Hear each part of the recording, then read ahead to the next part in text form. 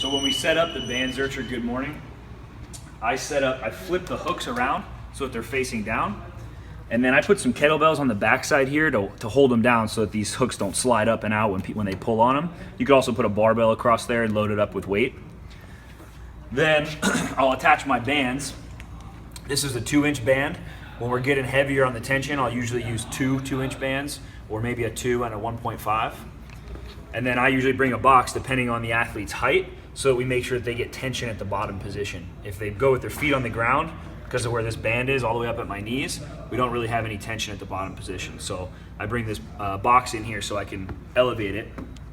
And then when they get set up here, they'll stand up on the box.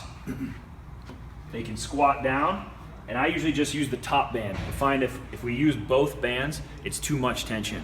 So I usually will add extra bands, and we'll always just use the top band.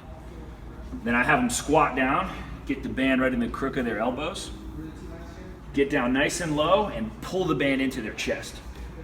So I've got my shoulder blades pulled back, and I'm really locking my elbows in by my ribs. Now I'll stand up in a squat position.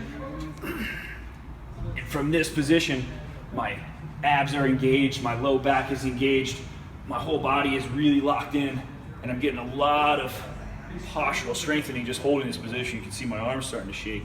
Then I have them hinge at the hips, really reaching back with my hips, coming down to that bottom position, and then fire my belt buckle through and squeeze my butt cheeks together at the top. Come back down and fire through. Two of the biggest mistakes I see here is a lot of my fighters early on will bring their elbows in tight and let this band pull them forward into this hunched posture. But because I'm really working on their posture, I want them to spread their elbows out and pull that band tight to their chest. And then the other one is as they come up and they fire their hips through, we'll see them arch their back and reach back. So I tell them to bring their hips straight through, squeeze their butt cheeks together at the top here. It should look just like I'm in a plank position on the ground. Everything's locked in nice and straight.